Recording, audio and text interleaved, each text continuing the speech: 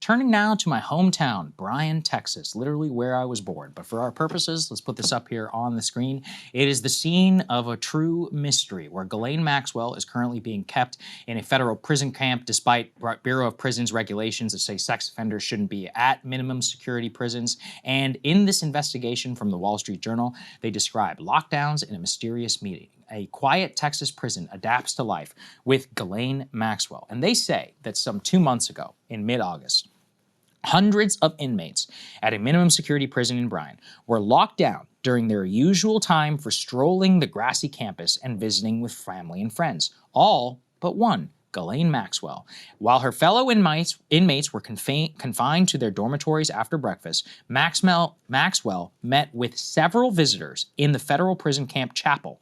Less than 3 weeks earlier, the Justice Department had moved her to the federal prison camp Bryan from that higher security facility in Tallahassee. That transfer was followed with an interview with the Justice Department senior official Todd Blanche during that whole transcript that they released from the Department of Justice, where we learned absolutely nothing, and she actually told multiple verifiable falsehoods. They say her unexpected arrival has upset the camp's usually relaxed atmosphere, leading to more frequent lockdowns, the addition of armed guards. Current and former inmates said in interviews that she appeared to receive, quote, unusually favorable treatment at times, sparking resentment in other inmates. Some prisoners heard that the lockdown was needed to accommodate important visitors, including her lawyers. But what other important visitors were there? And, one inmate recalled seeing her return to the dormitory that day with a smile on her face. When they asked her about the meeting, she said it went really well, but shared no other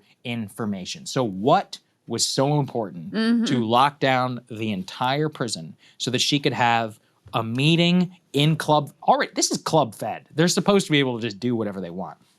Lockdowns are apparently very rare in these facilities because people aren't stabbing and killing each other. Those people are over at maximum security prisons. So what's going on? Well, you get a whole lockdown. She has this meeting with an important figure. She's got a smile on her face. This is around the same time of the interview. What's happening? Yeah. We don't know. We don't know anything. And remember, this is someone who should not be in this particular prison to begin with. Right. And there's been upset among the other inmates there and other sex offenders around the country who were like, hey, we aren't supposed to get these perks. So just her being in that facility is already preferential treatment. Then what this article also documents is that she's allowed to go and shower by herself after all the evenings. She's got her own room, whereas most of the inmates have to share. She gets, all sorts of special perks. They've stationed additional officers around the facility. She's gotten special treatment. Why? And then you've got this meeting where, they have locked down the entire facility. So none of the other inmates who normally during that time would be able to, walk around the grounds. This was also the time when they can normally have visitors and visit with family and friends.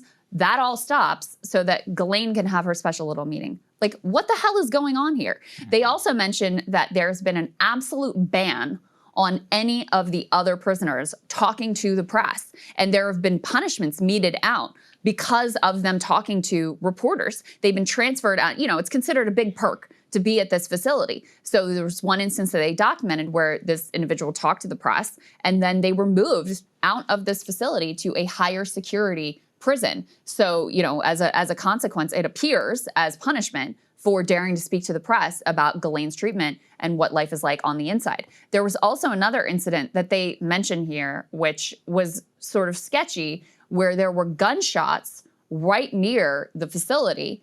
And again, they came in the middle of the night and, they secured Ghislaine first and foremost. And then what the official story was, this was some sort of shots fired away from the facility, like in the direction away from the facility. It had some sort of gang activity. There were no injuries reported. And the inmates were very skeptical of that story, that the official story was actually what happened there. So just really insightful about the way she's getting all of this incredible preferential treatment. Again, why? This is a convicted sex offender. Why is she getting all this special treatment? What is going on there? Why does the government want to coddle this lady? Great question that, I think people can ponder. And then the specifics of this secret meeting and whatever the hell went down there. Nobody knows. That's all. Like, as you said, there's some very sketchy stuff.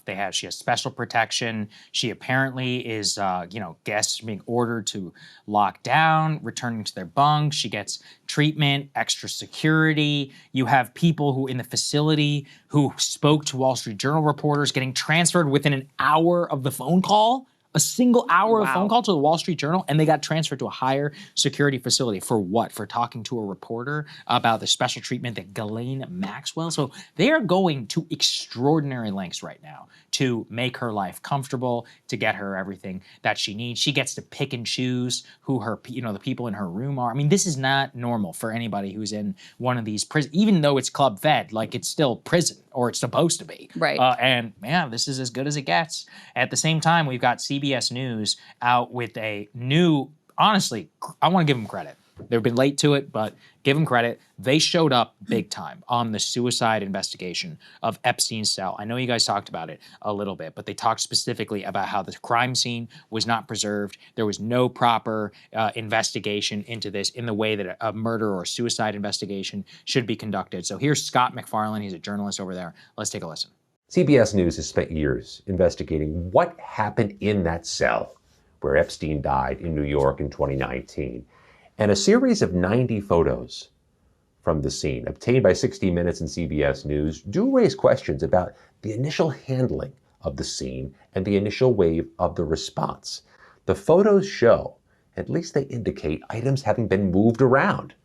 Some of the items from the cell, the mattress, Jeffrey Epstein's body, had been moved before FBI investigators were able to respond. A former NYPD detective, a private investigator who spoke with CBS News, says that does complicate things, that it appears this was handled as if it were a suicide scene and not necessarily a possible crime scene or murder scene. Also noted, lack of evidence markers in the photos. The former NYPD detective said not the clumsiness, but the lack of thoroughness with the photo taking itself is an issue. That there seems to be a failure to follow some basic or traditional forensic tests and exams. All of that can complicate an investigation and raise questions. Our investigation does not contradict the official determination of suicide, but it does seem like there were some insufficiencies through the process. And all of that means that now we are 6 years later, 6 years after the fact. It's going to add potential fuel as there's more considerations of broadening the investigation of Epstein case files, releasing more documents, and as Maxwell is poised to sit down with congressional investigators soon. Props to Scott. Did a good job with that report. They continue not to drop it. And look, there's still a lot more out there. And I know it's frustrating, drip, drip, drip, but I remain hopeful that we'll get there eventually.